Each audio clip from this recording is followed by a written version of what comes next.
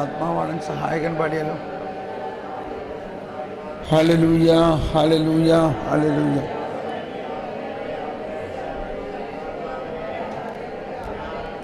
Hallelujah, ഹല്ലേലൂയ. പരിശുദ്ധാത്മാവേ, ജ്ഞാനം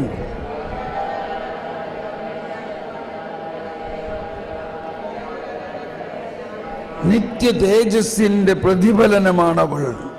ദൈവത്തിൻ്റെ പ്രവർത്തനങ്ങളുടെ നിർമ്മല ദർപ്പണം. ജ്ഞാനം 7:26-27. ഏകയെങ്കിലും സകലതും അവൾക്ക് സാധ്യമാണ്. ഒന്ന് ഉച്ചത്തിൽ പറഞ്ഞേ, ഏകയെങ്കിലും സകലതും അവൾക്ക് സാധ്യമാണ്. വേണോ? അത് മതിയോ? സകലതും അവൾക്ക് സാധ്യമാണ്. ഒന്നുകൂടി പറഞ്ഞേ, സകലതും ജ്ഞാനത്തിന് സാധ്യമാണ്. ആ ജ്ഞാനം നമ്മളിൽ തുറക്കട്ടെ. Price the Lord. തുടർന്ന് പറയുകയാണ്,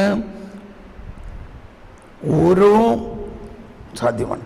മാറ്റത്തിന് അധീനയാകാതെ അവൾ സർവവും നവീകരിക്കുന്നു. ആര്? ജ്ഞാനം നവീകരിക്കുന്നു. അതാണ് നവീകരണം. മാറ്റത്തിന് അധീനയാകാതെ അവൾ സകലതും നവീകരിക്കുന്നു. ഓരോ തലമുറയിലുമുള്ള വിശുദ്ധ ചേതനകളിൽ പ്രവേശിക്കുന്നു. എന്താണ്?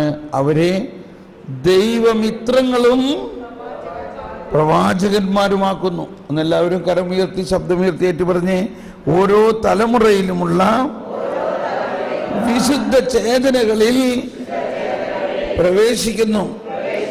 അവരെ ദൈവമിത്രങ്ങളും പ്രവാചകരുമാക്കുന്നു. കണ്ടു, ഇപ്പം 2 പ്രാവശ്യം ഇതേ അധ്യായത്തിൽ പറഞ്ഞു, ദൈവത്തിൻ്റെ സൗഹൃദം നേടുന്നു, ദൈവത്തിൻ്റെ മിത്രമാകുന്നു. ദൈവമിത്രങ്ങൾ. ദൈവം എന്തിനേയും കാളുപരി ജ്ഞാനികളെ സ്നേഹിക്കുന്നു. മനസ്സിലായ? ഇപ്പം നമ്മൾക്ക് ആരോടെങ്കിലും ഒരു കൂട്ടുകെട്ട് കൂട്ടുകെട്ടണമെന്നുണ്ടെങ്കിൽ നമ്മൾ അത് ഇന്ന ആള് ഞാൻ പറയണത് മനസ്സിലാവുന്നുണ്ട് ഇല്ലേ? വേറൊരാൾ പറയണത് മനസ്സിലാവുന്നില്ലെങ്കിൽ അങ്ങേരുമായിട്ട് എങ്ങനെ കൂട്ടുകെട്ടണേ? ഇപ്പം നമ്മൾ പതുക്കനെ ആളുമായിട്ട് ഒഴുകിയത് ആൾ വരുന്നില്ല കേട്ടോ, വെറുതെ ആവശ്യമില്ലാണ്ട് തർക്കത്തിലൊന്നും പോകണ്ട. ഞാൻ പറയണത് പുള്ളിക്ക് മനസ്സിലാവണമില്ല, വെറുതെ നമ്മളോട് തർക്കിക്കുക. നമ്മൾ ആ വ്യക്തിയുമായിട്ട് അകലാൻ നോക്കുകയാണ്. അപ്പോൾ ഈ കൂട്ടുകെട്ടിൻ്റെ ഒരു വിഷയം, അല്ലാണ്ട് ഒരേ ആശയമുള്ളവർ തമ്മിൽ കൂട്ടുകെട്ടുണ്ടാകും. അപ്പോൾ യേശുവിന്, ദൈവത്തിന് നമ്മളോടൊരു കൂട്ടായ്മ അല്ലെങ്കിൽ സ്നേഹം, മിത്രബന്ധം ഉണ്ടാകണമെങ്കിൽ ദൈവത്തിൻ്റെ ആശയങ്ങൾ നമ്മൾ മനസ്സിലാകുന്നവരായിരിക്കണം. ഇത് പ്രാർത്ഥനയുടെ വളരെ വലിയൊരു രഹസ്യമാണ്. പിന്നെ പ്രാർത്ഥന ഒട്ടും ബുദ്ധിമുട്ടില്ല. ദൈവം പറയണത് നമ്മൾ കേൾക്കുന്നു, നമ്മൾ അങ്ങോട്ട് പറയണത് ദൈവം കേൾക്കുന്നു. അതാണ് പ്രാർത്ഥന. അത് കേൾക്കണമെങ്കിൽ അപ്പം എന്ത് വേണം? ജ്ഞാനം. നമ്മളിപ്പോൾ ഒരു ഗാനം ആലപിക്കാൻ പോവുകയാണ്. ഇത് കടലാസിലില്ല, ഇത് പണ്ട് കാലത്ത് നമ്മൾ എഴുതിയിരിക്കുന്നൊരു പാട്ടാണ്. പാട്ടിൻ്റെ ആശയം ഇത്രയേ ഉള്ളൂ. ഈശോ പറഞ്ഞു, ഞാൻ നിങ്ങൾക്ക് മറ്റൊരു സഹായകനെ നൽകാം.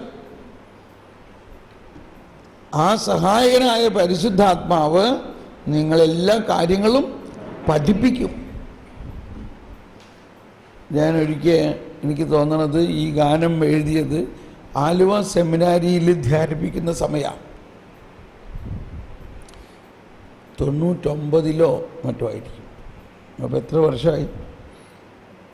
അപ്പോൾ അന്ന് അച്ഛൻ്റെ ഒരു ആശീർവാദമാണ്, ഇപ്പോഴും എപ്പോഴും എല്ലായ്പ്പോഴും. അത് വലിയൊരു കാര്യമാണല്ലോ. അപ്പോൾ ആളുകൾ പലരും പറഞ്ഞുകൊണ്ട് നടക്കുന്നത് പാപം ചെയ്താൽ പരിശുദ്ധാത്മാവ് വിട്ടുപോകുമെന്നാണ് പറയണത്. പക്ഷേ ഈശോ പറയണത് എന്താണ്? ഞാൻ നിനക്ക് മറ്റൊരു സഹായകനെ നൽകാം. ആ സഹായകൻ എപ്പോഴും നിന്റെ കൂടെ ഉണ്ടായിരിക്കും. എപ്പോഴും. അതാണ് ഈ ആശീർവാദ വചനത്തിൻ്റെ അർത്ഥം. ഇപ്പോഴും, എപ്പോഴും, എല്ലായ്പ്പോഴും. അതെന്നെ വളരെ സ്പർശിച്ചു. അങ്ങനെയാണ് ഈ ഗാനം. ആത്മാവാണ് സഹായകൻ, ഇപ്പോഴും, എപ്പോഴും, എല്ലായ്പ്പോഴും. കണ്ടോ, ആ വാക്ക് ഈ ആശീർവാദ വചനത്തിൽ നിന്നുള്ള വാക്കാണ്.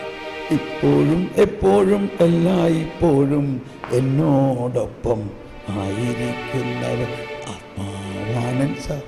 ഇനി ആത്മാവ് എന്ത് ചെയ്യും?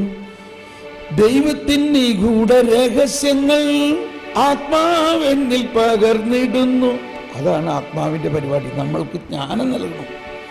ഈശോ പറഞ്ഞ എല്ലാ കാര്യങ്ങളും ആത്മാവ് നമ്മളെ പഠിപ്പിക്കും. എല്ലാ കാര്യവും ആത്മാവ് പഠിപ്പിക്കും. വരുവിൻ, നിങ്ങളിത് കേട്ട് പാടിയാൽ മതി, പുസ്തകം നോക്കണ്ട. നമുക്കൊന്ന് എഴുന്നേറ്റ് നിന്ന് ഇതങ്ങ് ചേർന്ന് പാടുമ്പോഴെല്ലാം പരിശുദ്ധാത്മാവായ സഹായകൻ നമ്മളിലുണ്ട്. ആ സഹായകൻ നമ്മൾക്ക് നമ്മളുടെ ചിന്തയിലും ഭാവനയിലും കാണുന്നതിനേക്കാൾ വലിയ കാര്യങ്ങൾ നമ്മളിൽ ചെയ്തു തരുന്നു.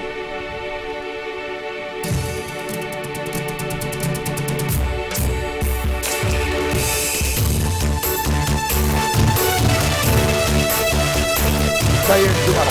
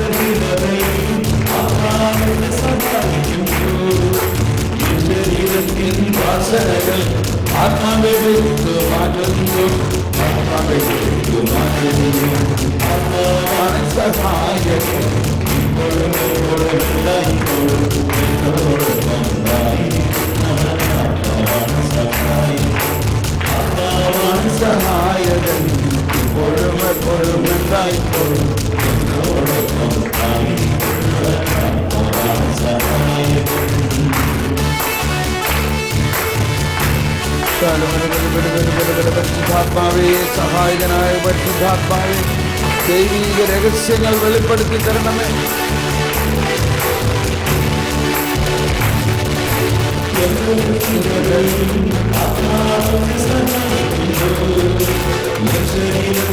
വാസനകൾ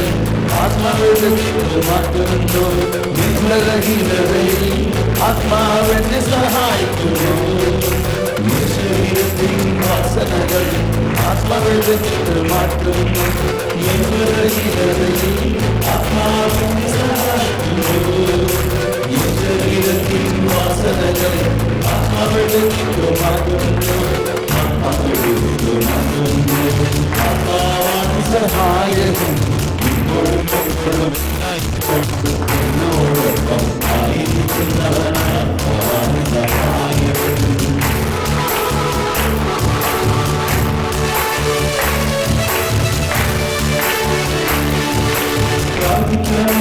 പഠിപ്പിക്കുന്നു, സ്നേഹിക്കുവാനും ശ്രമിക്കാനും വചനത്താലെന്നെ നികറ്റാനും ആത്മാവെന്നെ സഹായിക്കുന്നു. എന്നെ പഠിപ്പിക്കുന്നു, സ്നേഹിക്കുവാനും ശ്രമിക്കാനും വചനത്താലെന്നെ നിറയ്ക്കാനും ആത്മാവെന്നെ സഹായിക്കുന്നു. പരിശുദ്ധാത്മാവെന്നെ പഠിപ്പിക്കുന്നു, സ്നേഹിക്കുവാനും ശ്രമിക്കാനും വചനത്താലെന്നെ നിറയ്ക്കാനും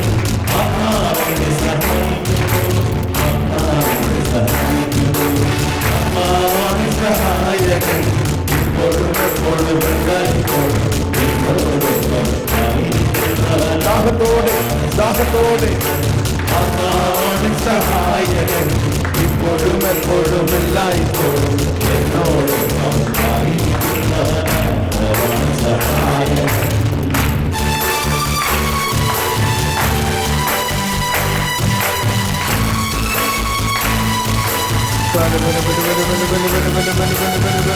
പരിശുദ്ധാത്മാവേ, ഞങ്ങളിൽ നിറയണമേ. ഞങ്ങളിൽ ദൈവത്തിന്റെ നിഗൂഢ രഹസ്യങ്ങൾ തുറക്കണമേ.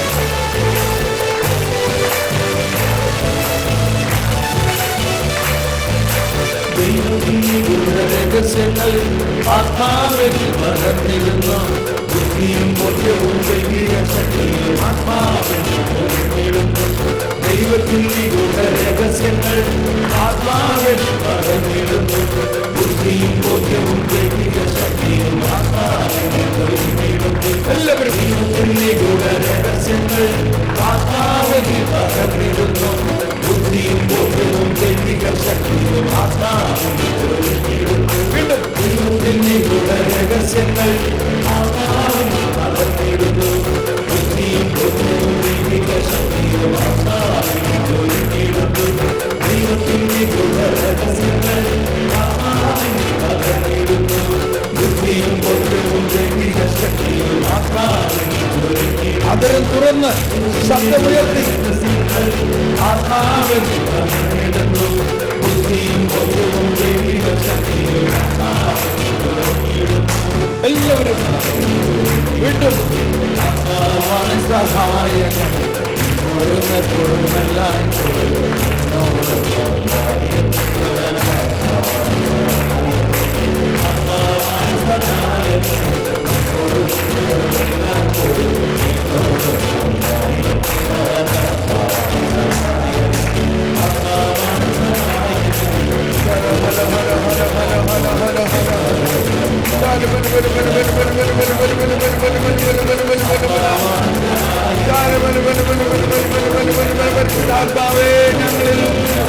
ആത്മാവിന്റെ ശക്തി, ആത്മാവിന്റെ ജ്ഞാനം, ദൈവത്തിന്റെ നിഗൂഢ രഹസ്യങ്ങൾ തുറക്കണമേ.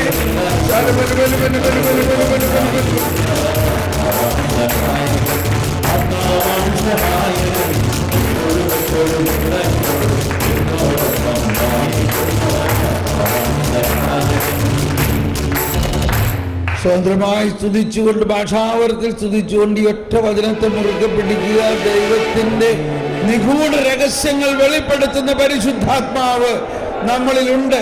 ആ നിഗൂഢ രഹസ്യങ്ങൾ നമുക്ക് വെളിപ്പെടുത്തി കിട്ടണേ.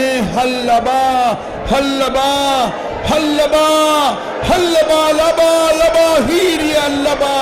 എല്ലാവരും അതിരം തുറന്ന് ശബ്ദമുയർത്തി സ്തുതിച്ചുകൊണ്ട് ഹല്ലബാ ലബാ ലബാ ഹീരിയ ലബാ ലബാ ഹല്ലബാ ലബാ ലബാ. ദൈവത്തിന്റെ നിഗൂഢ രഹസ്യങ്ങൾ, ദൈവത്തിന്റെ നിഗൂഢ രഹസ്യങ്ങൾ വെളിപ്പെടുത്തുന്ന ജ്ഞാനമേ, പരിശുദ്ധാത്മാവേ, ദൈവത്തിന്റെ നിഗൂഢ രഹസ്യങ്ങൾ. ദൈവത്തിന്റെ നിഗൂഢ രഹസ്യങ്ങൾ.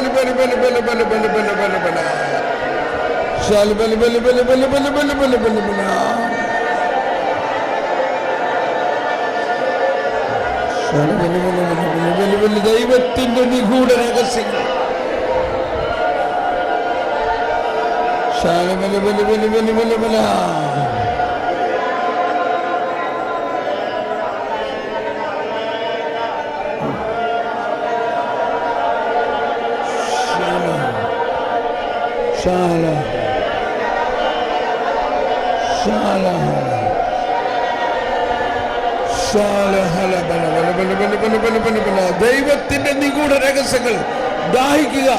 ദൈവത്തിന്റെ നിഗൂഢ രഹസ്യങ്ങൾ, ദൈവത്തിന്റെ നിഗൂഢ രഹസ്യങ്ങൾ.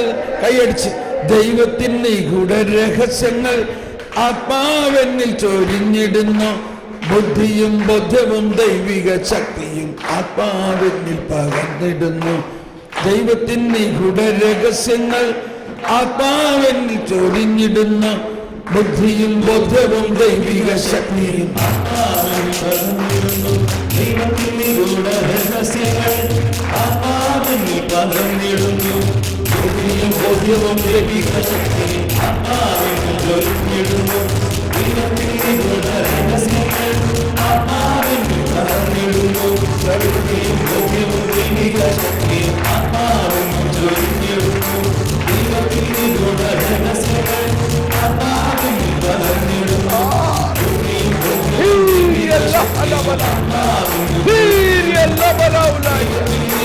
രഹസ്യങ്ങൾ ആത്മാവിൽ ദാഹത്തോടെ അതിരം തുറന്ന് രഹസ്യങ്ങൾ ആത്മാവിൽ തുറന്നിരുന്നു. ബുദ്ധിയും ബോധ്യവും ദൈവിക ശക്തിയും ആത്മാവിൽ കൂടുതൽ ശക്തിയോടെ രഹസ്യങ്ങൾ ആത്മാവിൽ തുറന്നിരുന്നു. ബുദ്ധിയും ബോധ്യവും ദൈവിക ശക്തിയും ആത്മാവിൽ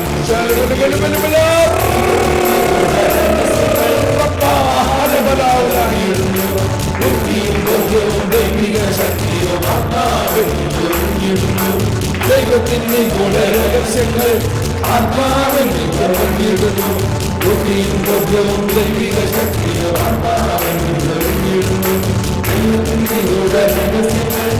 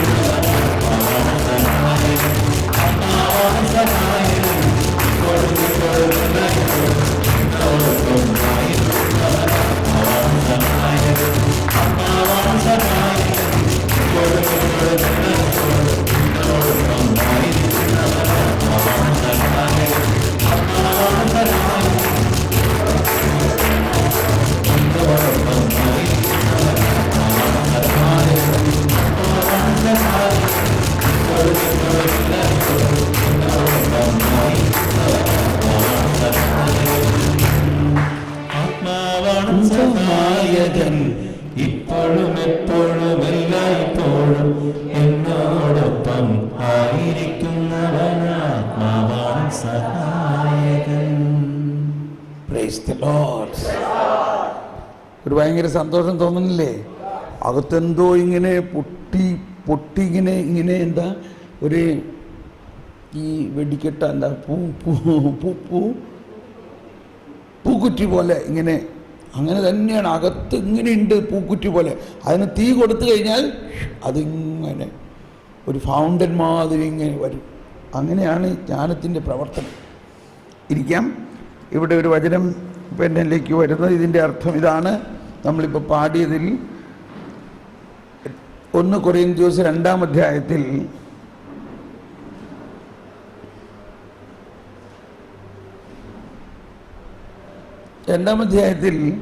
5-ാമത്തെ വചനം ഇതാണ്: നിങ്ങളുടെ വിശ്വാസത്തിൻ്റെ അടിസ്ഥാനം മാനുഷിക വിജ്ഞാനമാകാതെ ദൈവശക്തിയാണ്. First Corinthians chapter 2:5. Chapter 2:5. 1 Corinthians chapter 2:5. Anitha അത് അവസ്ഥ go that side. there you go. There is. അവിടെ അത്രയും പോകണ്ട, കുറച്ചുകൂടി എടുക്കുക. ഇതിൻ്റെ ഈ ഹെഡിങ് ഭാഗത്ത് നോക്ക്, ഹെഡിങ്ങിൽ. ഓക്കെ. അപ്പോൾ 1 Corinthians chapter 2:5. നിങ്ങളുടെ വിശ്വാസത്തിൻ്റെ അടിസ്ഥാനം മാനുഷിക വിജ്ഞാനം ആകാതെ ദൈവശക്തിയായിരിക്കും. നമ്മൾ പലപ്പോഴും അവിടെ ഇവിടെയും കേട്ട കാര്യങ്ങളും അതിനെന്താ പറയുക, ഒരു സൂപ്പർസ്റ്റിഷൻ എന്താ മലയാളം പറയാ, ഒരു അന്ധവിശ്വാസമോ അങ്ങനെയൊക്കെ എവിടുന്നൊക്കെ കേട്ട ചില കാര്യങ്ങളിൽ കുടുങ്ങിക്കിടക്കുകയാണ് നമ്മൾ. അതിനു പകരം അതെല്ലാം വിട്ട് ദൈവിക ശക്തിയിൽ അധിഷ്ഠാനം ഉണ്ടാവണം. എന്നിട്ട് പറയുകയാണ്, അതിനുശേഷം പൗലോസ്യത്തോട് കണ്ടിന്യൂ ചെയ്യാണ്. എന്നാൽ 6-ാമത്തെ വചനം, പക്വമതികളോട് ഞങ്ങൾ വിജ്ഞാനം പ്രസംഗിക്കുന്നു. Praise the lord. അപ്പോൾ എന്താ നമ്മൾ പ്രസംഗിക്കേണ്ടത്? വിജ്ഞാനമാണ് പ്രസംഗിക്കേണ്ടത്. എന്താ പ്രസംഗിക്കേണ്ടത്? വിജ്ഞാനം. മനസ്സിലായോ? എന്താ പ്രസംഗിക്കേണ്ടത്? വിജ്ഞാനം. അതാണ് ഈശോയുടെ പ്രസംഗം കേൾക്കാൻ ആളുകൾ തടിച്ചു കൂടിയത്. വിജ്ഞാനമാണ്. അവരുടെ റബ്ബായിമാർ പഠിപ്പിച്ചിരുന്ന പോലെ അല്ലല്ലോ ഇത്. ഇവൻ എന്തോ ഒരു അധികാരത്തോടെയാണ് പറയുന്നത്. ഇതെന്തൊരു ജ്ഞാനം ഇത്. പക്ഷേ ലൗകിക വിജ്ഞാനമല്ല. കിട്ടിയോ? വചനം കിട്ടിയോ? 1 കൊരിന്ത്യസ് 2:6. മോളെ കിട്ടിയോ? അത് വായിച്ചൊന്ന്.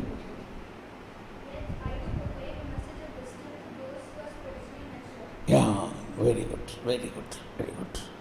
എന്നിട്ട് അതിൻ്റെ അടുത്തത്, ലോകത്തിൻ്റെ ലൗകിക വിജ്ഞാനമല്ല, ഈ ലോകത്തിൻ്റെ നാശോന്മുഖരായ അധികാരികളുടെ വിജ്ഞാനവും അല്ല. ഈ ലോകത്തിലെ വലിയ വലിയ ആളുകൾ പറയണതും അല്ല. ഇല്ലയോ? രഹസ്യവും എന്ന് വായിച്ച എല്ലാവരും 7. രഹസ്യവും നിഗൂഢവുമായ ദൈവിക ജ്ഞാനമാണ് ഞങ്ങൾ പ്രസംഗിക്കുന്നത്. അതാണ് നമ്മൾ ഈ പാടിയത്. ദൈവത്തിന് നിഗൂഢ രഹസ്യങ്ങൾ ആത്മാവിനിൽ പകർന്നിടുന്നു, ബുദ്ധിയും ബോധ്യവും ദൈവിക ശക്തിയും ആത്മാവിനിൽ ചൊരിഞ്ഞിടുന്നു. അതാണ് പരിശുദ്ധാത്മാവിൻ്റെ ദാനങ്ങൾ എന്ന് പറയുന്നത്. അപ്പോൾ നിഗൂഢമായത്, നിഗൂഢവും രഹസ്യവും നിഗൂഢവുമായ ദൈവിക ജ്ഞാനമാണ് ഞങ്ങൾ പ്രസംഗിക്കുന്നത്. 9-ാമത്തെ വചനത്തിൽ എഴുതപ്പെട്ടിരിക്കുന്നത് പോലെ ദൈവം തന്നെ സ്നേഹിക്കുന്നവർക്കായി സജ്ജീകരിച്ചിരിക്കുന്നവ കണ്ണുകൾ കാണുകയോ ചെവികൾ കേൾക്കുകയോ മനുഷ്യ മനസ്സ് ഗ്രഹിക്കുകയോ പോലും ചെയ്തിട്ടില്ല. എന്നാൽ നമുക്ക് ദൈവം അതെല്ലാം ആത്മാവ് മുഖേന വെളിപ്പെടുത്തി തരുന്നു. തുടർന്ന് എന്തെന്നാൽ ആത്മാവ് എല്ലാ കാര്യങ്ങളും ദൈവത്തിൻ്റെ നിഗൂഢ രഹസ്യങ്ങൾ പോലും അന്വേഷിച്ച് കണ്ടെത്തും. ഇപ്പം നമ്മൾ കൗൺസിലിങ്ങിനൊക്കെ ഒരാൾ വന്നാൽ നമ്മൾക്ക് ആഗ്രഹം ആ വ്യക്തിയുടെ രഹസ്യം നമ്മൾ പറഞ്ഞു തരണം എന്നുള്ളതാണ്. നമ്മൾ പ്രാർത്ഥിക്കുമ്പോൾ 40 വർഷം മുമ്പ് നിങ്ങളുടെ ജീവിതത്തിൽ ഇന്നത് സംഭവിച്ചു. ശരിയാണ്, എനിക്കങ്ങനെ മനസ്സിലായി. അതാണ് പരിശുദ്ധാത്മാവിൻ്റെ വരം. എന്താണ് അവിടെ? ആ വ്യക്തിയിലുള്ള ഒളിഞ്ഞു കിടക്കുന്ന കാര്യങ്ങളെ വെളിപ്പെടുത്തും. ഇത് വലിയ കാര്യമൊന്നുമല്ല. ഇത് നമ്മളത് വലിയ കാര്യമായിട്ട് കണക്കാക്കിയേക്കാം. നമുക്ക് വലിയ കാര്യം തന്നെയാണില്ലേ. ഞാനൊരു അമ്മച്ചിക്ക് വേണ്ടി പ്രാർത്ഥിച്ചു. 62 വയസ്സുള്ള അമ്മച്ചി. അവർക്ക് ഭയങ്കര ശരീരം വേദന. പറയണത് ആർത്രൈറ്റിസ് ആണ്. സകല ജോയിൻസിനും വേദനയാണ് അവിടെ. ശരിയായിരിക്കും, പക്ഷെ ഇപ്പോൾ സകല ജോയിൻസിനും വേദനയാണ്. പക്ഷെ നമ്മൾ പ്രാർത്ഥിച്ചപ്പോൾ 62 വയസ്സുള്ള ഈ അമ്മച്ചിക്ക് വേണ്ടി പ്രാർത്ഥിച്ചപ്പോൾ പരിശുദ്ധാത്മാവ് പറയാണ്, 5 വയസ്സിൽ ഇവളുടെ അപ്പം മരിച്ചതിൻ്റെ ദുഃഖം ഇപ്പോഴും കെട്ടിക്കിടക്കുകയാണ്. അതുകൊണ്ടാണ് ഇവൾക്ക് വേദന. ഞാൻ ചോദിച്ചു, ഇപ്പം നമുക്ക് യാതൊരു പരിചയമില്ലാത്ത ഒരാൾ 5 വയസ്സിൽ അപ്പം മരിച്ചു അല്ലേ? കരച്ചിൽ, ഭയങ്കര കരച്ചിൽ. ഇത് 57 വർഷം മുമ്പ് നടന്ന സംഭവമാണ്. കരച്ചിലോട് കരച്ചിൽ. ഞാൻ പറഞ്ഞു കരഞ്ഞ് അതങ്ങ് പോട്ടെ. എന്നിട്ട് കർത്താവേ ആ ദുഃഖം എടുത്ത് മാറ്റണേ. കണ്ടോ, 1 മിനിറ്റ് കൊണ്ട് 57 വർഷം മുമ്പ് നടന്ന അപ്പൻ മരിച്ചതിൻ്റെ ദുഃഖം മാറി. Price the Lord. എത്ര നാൾ ആശുപത്രികളിൽ കയറി നടന്നിട്ടും ഈ ജോയിൻറ്റ് പെയിൻ മാറിയിട്ടില്ല. അത് കഴിഞ്ഞപ്പോൾ ഈ അമ്മച്ചി ഒരു ഫ്രോക്കൊക്കെ ഇട്ട് വന്നേക്കണ ഒരു ആംഗ്ലോ ഇന്ത്യൻ അമ്മച്ചിയാണ്. ഇവർ ഈ പെൺകുട്ടികൾ ഡാൻസ് ചെയ്യണ മാതിരി അങ്ങ് ഡാൻസ് ചെയ്യാൻ തുടങ്ങി. അത് കഴിഞ്ഞിട്ട് ആ സന്തോഷം കൊണ്ടേ അങ്ങ് ഡാൻസ് ചെയ്യാൻ തുടങ്ങി. അത് കഴിഞ്ഞ് സാക്ഷ്യം പറയണ നേരത്തൊക്കെ പറയാണ്, ഡാൻസ് ചെയ്തുകൊണ്ടാണ് സാക്ഷ്യം പറഞ്ഞു, എനിക്ക് എൻ്റെ എല്ലാ വേദനയും മാറി കേട്ടോ. പക്ഷേ ഇതും വലിയ കാര്യമൊന്നുമല്ല. ഇവിടെ എന്താ പറയണത്? ഇതിപ്പോൾ മനുഷ്യൻ്റെ രഹസ്യമല്ലേ നമ്മൾ പറഞ്ഞത്. അതവർക്ക് വലിയ കാര്യമാണ്, നമുക്കും വലിയ കാര്യമാണ്. നമ്മൾ കൗൺസിലിംഗ് ഒക്കെ ചെയ്യാൻ പോകുമ്പോൾ ദർശനപരമുള്ള ആളുടെ അടുത്ത് ആൾക്കാർ ക്യൂ നിൽക്കണുണ്ടല്ലേ, അത് നല്ല വരമാണ്. പക്ഷേ അതിനേക്കാൾ വലിയ ഒരു കാര്യമാണ് ഇവിടെ പറയുന്നത്. എന്താ പറയണത്? ദൈവത്തിൻ്റെ നിഗൂഢ രഹസ്യങ്ങൾ പോലും അന്വേഷിച്ച് കണ്ടെത്തുന്നു. അതാണ് പരിശുദ്ധാത്മാവിൻ്റെ കൂടുതൽ ശക്തമായ പ്രവർത്തനം. ദൈവത്തിൻ്റെ നിഗൂഢ രഹസ്യം ഏതാ നമുക്ക് വേണ്ടത്? മനുഷ്യൻ്റെ രഹസ്യം അറിയണോ, ദൈവത്തിൻ്റെ രഹസ്യം അറിയണോ? അപ്പൊ ദൈവത്തിൻ്റെ നിഗൂഢ രഹസ്യങ്ങൾ നമ്മൾ കണ്ടുപിടിച്ച് തുടങ്ങിക്കഴിഞ്ഞാൽ മനുഷ്യൻ്റെ രഹസ്യം തീർച്ചയായിട്ടും നമുക്ക് കിട്ടും. അപ്പൊ ഈ ദർശനം അല്ലെങ്കിൽ വരദാനങ്ങൾ, പരിശുദ്ധാത്മാവിൻ്റെ വരങ്ങൾ എന്ന് പറയുന്നത് ദൈവത്തിൻ്റെ നിഗൂഢ രഹസ്യങ്ങൾ പോലും നമുക്ക് വെളിപ്പെടുത്തി തരുന്നതാണ്. എന്ത് തരുന്നു? വെളിപ്പെടുത്തി തരുന്നു. അതാണ് വെളിപാട് എന്ന് പറയുന്നത്. അല്ലെങ്കിൽ എന്ത് സംഭവിക്കുന്നു? ഈ വചനങ്ങളുടെ എല്ലാം അർത്ഥം നമ്മുടെ ലൗകിക ദൃഷ്ടിയിലൂടെ നമ്മൾ മനസ്സിലാക്കുന്നു. ഇപ്പോൾ ഒരാൾ പറഞ്ഞു, ഓ വിസ കിട്ടാൻ വേണ്ടി പ്രാർത്ഥിച്ച് ഇന്നോടത്ത് പോയി ധ്യാനം കൂടിയാൽ വിസ കിട്ടുമെന്ന്. ധ്യാനം കൂടി കഴിഞ്ഞു, വിസ കിട്ടി, പ്രൈസ് ദ ലോർഡ്. എന്നിട്ടൊരു വചനം അങ്ങ് പറയാം. ഇത് വചനം പറയണം, എന്നിട്ട് ആദ്യം ദൈവത്തിൻ്റെ രാജ്യവും നീതി അന്വേഷിക്കുക, ബാക്കിയുള്ളതെല്ലാം കൂട്ടിച്ചേർക്കപ്പെടും, പ്രൈസ് ദ ലോർഡ്. ഈ വചനത്തിൻ്റെ അർത്ഥം ഇത് വല്ലതും ആണോ? ഇതൊന്നുമല്ല അതിൻ്റെ അർത്ഥം. ഇപ്പോൾ ആ വചനത്തെ നമ്മൾ എങ്ങനെ വ്യാഖ്യാനിച്ചു? ഈ ലൗകികമായ ഒരു അപ്പക്കഷ്ണത്തിൻ്റെ കാര്യത്തിൽ വ്യാഖ്യാനിച്ചു. അതിൻ്റെ അർത്ഥം വളരെ വലിയ കാര്യമാണ്. അതാണ് ദൈവത്തിൻ്റെ നിഗൂഢ രഹസ്യങ്ങളാണ് നമ്മൾക്ക് മനസ്സിലാക്കേണ്ടത്. ദൈവത്തിൻ്റെ നിഗൂഢ രഹസ്യം അത് വേണോ? നിങ്ങൾക്ക് വേണോ? അത് എങ്ങനെ കിട്ടും? ദൈവത്തിൻ്റെ ജ്ഞാനത്തിലൂടെയല്ലേ അത് കിട്ടുള്ളൂ. ഒരാളുടെ രഹസ്യങ്ങൾ അയാളുടെ ആത്മാവല്ലേ വെളിപ്പെടുത്തി തരിക. എന്ന പോലെ ദൈവത്തിൻ്റെ രഹസ്യങ്ങൾ ദൈവാത്മാവ് നമുക്ക് വെളിപ്പെടുത്തി തരും. ആ ദൈവാത്മാവിന് നമ്മളിൽ നൽകപ്പെട്ടിരിക്കുന്നു. പക്ഷെ എന്നിട്ട് നമ്മൾ ഈ മണ്ണിൻ്റെ അല്ലെങ്കിൽ മനുഷ്യൻ്റെ രഹസ്യങ്ങൾ അന്വേഷിച്ച് നടക്കാം. നമ്മൾ എവിടുത്തെ പൗരരാണ്? നമ്മൾ സ്വർഗരാജ്യത്തിലെ പൗരരാണ്. നമ്മൾക്ക് അവിടുത്തെ അവകാശങ്ങളുണ്ട്, അവിടുത്തെ രഹസ്യങ്ങൾ അറിയാനുള്ള അവകാശങ്ങളുണ്ട് നമുക്ക്. ആ ബോധ്യത്തോടെ ഒന്ന് ചിന്തിച്ചേ, ഒന്ന് പ്രാർത്ഥിച്ചേ. ദൈവത്തിൻ്റെ നിഗൂഢ രഹസ്യങ്ങൾ പോലും വെളിപ്പെടുത്തി തരുന്ന ആ ജ്ഞാനം എന്നിൽ തുറക്കണമേ. ശരിക്ക് തുറന്നെന്ന് സ്തുതിച്ച് പ്രാർത്ഥിക്കുക. എന്നിൽ വസിക്കുന്ന പരിശുദ്ധാത്മാവേ, എന്നിൽ വസിക്കുന്ന പരിശുദ്ധാത്മാവേ, ദൈവത്തിൻ്റെ നിഗൂഢ രഹസ്യങ്ങൾ ഇന്ന് ഞങ്ങൾക്ക് വെളിപ്പെടുത്തി തരണം. ഹല്ലേലൂയ, ഹല്ലേലൂയ, ഹല്ലേലൂയ. ഇന്ന് ദൈവിക രഹസ്യങ്ങളുടെ ഖജാന തുറക്കണം. ദൈവിക രഹസ്യങ്ങളുടെ ആ കവാടം തുറക്കണം.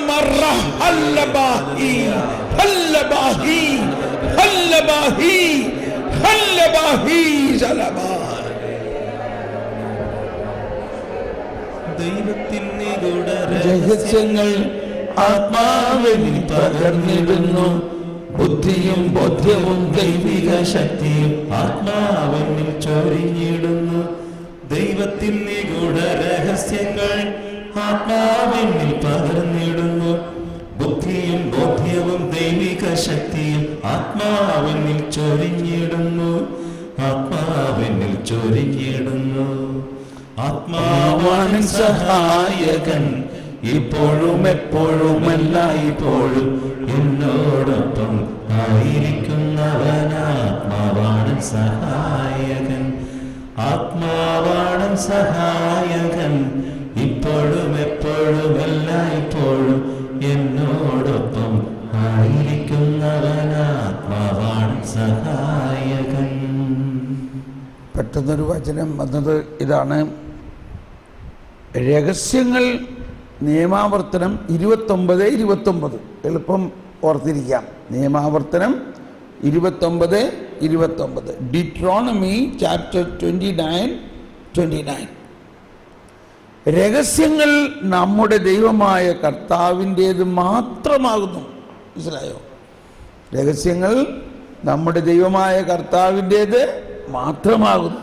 എന്നാൽ വെളിപ്പെടുത്തപ്പെട്ടവ എന്നെന്നും നമുക്കും നമ്മുടെ സന്തതികൾക്കും വേണ്ടിയുള്ളവയാണ്. Praise the lord. ഉണ്ടോ? അപ്പോൾ വെളിപ്പെടുത്തി കിട്ടണം നമുക്ക്. രഹസ്യങ്ങൾ നമ്മുടെ കർത്താവിൻ്റേത് മാത്രമാകുന്നു. അതാണ് നിഗൂഢവും രഹസ്യവുമായിട്ടുള്ളതാണ് ദൈവത്തിൻ്റേത്. അതിൽ നിന്നും നമുക്കിങ്ങനെ വെളിപ്പെടുത്തി തരികയാണ്. വെളിപ്പെടുത്തി കിട്ടുന്നത് നമുക്കും നമ്മുടെ മക്കൾക്കും. അപ്പം നമ്മൾ ഈ കാലഘട്ടത്തിൽ ഏറ്റവും ആവശ്യം മനുഷ്യൻ്റെ ജ്ഞാനത്തിലൂടെ അല്ലാതെ ദൈവിക ജ്ഞാനത്തിലൂടെ ദൈവിക രഹസ്യങ്ങളുടെ വെളിപ്പെടുത്തലുണ്ടാകണം. ദൈവം ഏറ്റവും കൂടുതൽ സ്നേഹിക്കുന്നത് ജ്ഞാനികളെയാണ്. എന്തുകൊണ്ടാണ്? എൻ്റെ അടുത്തുള്ള ഈ രഹസ്യങ്ങളൊക്കെ ആരോടാ പറയാം? അത് പറയാൻ പറ്റിയ ഒരു 4 ആൾ എനിക്ക് വേണം.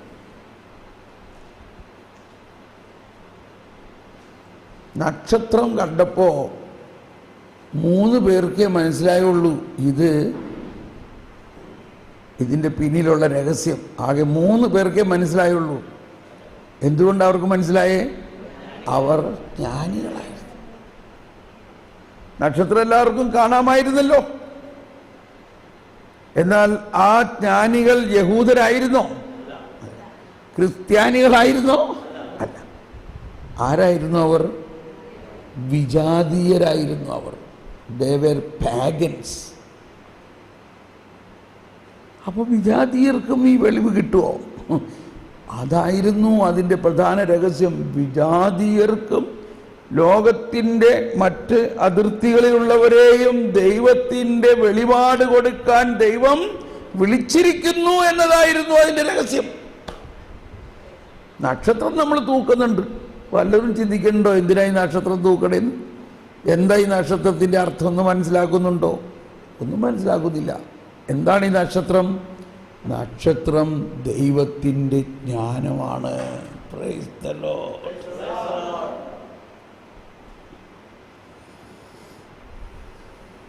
ആ നക്ഷത്രം സ്വയം പ്രകാശിക്കുന്നതാണ്. നക്ഷത്രം ചന്ദ്രൻ സ്വയം പ്രകാശിക്കുന്നതാണോ?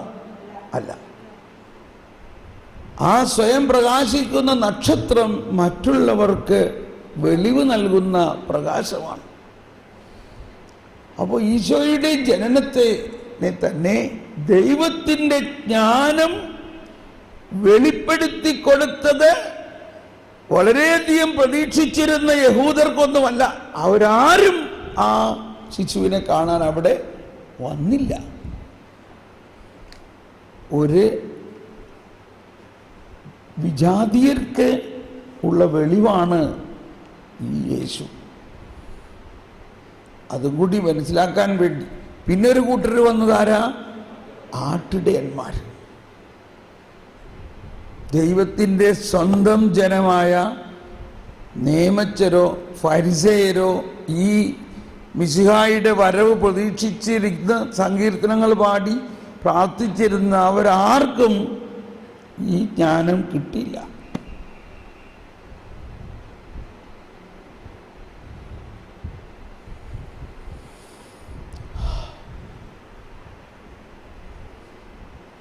ഓ ജ്ഞാനമേ, ഓ നക്ഷത്രമേ, ജ്ഞാനികളായ ആ രാജാക്കന്മാരെ. എന്നാൽ അവർക്ക് എങ്ങനെ അത് മനസ്സിലായി എന്നുള്ളതാണ്. അതാണ് ജ്ഞാനം, അതാണ് ജ്ഞാനം. അവർ ഈ കാലിത്തൊഴുത്തിൽ വന്നിട്ട് അവർ ഉദ്ദേശിച്ചു ഒരു രാജാവ് ജനിക്കുന്നത് എവിടെയായിരിക്കും? രാജകൊട്ടാരത്തിലായിരിക്കും. അവിടെ ചെന്നപ്പോൾ അവിടെ ഇതിനെക്കുറിച്ച് യാതൊരു അറിവുമില്ല അവർക്ക്. രാജാവിന് അറിയില്ല അങ്ങനെ ഒരു സംഭവത്തെക്കുറിച്ച്. പക്ഷേ രാജാവിന് ഭയങ്കര പേടിയായി. എൻ്റെ രാജ്യാതിർത്തിയിൽ വേറൊരു രാജാവ് ജനിക്കുന്നോ? രാജാവിന് തൻ്റെ കസേര പോകുന്നുള്ള പേടിയാ. ജ്ഞാനികളെയും പുരോഹിതന്മാരെയെല്ലാം വിളിച്ചു കൂട്ടി.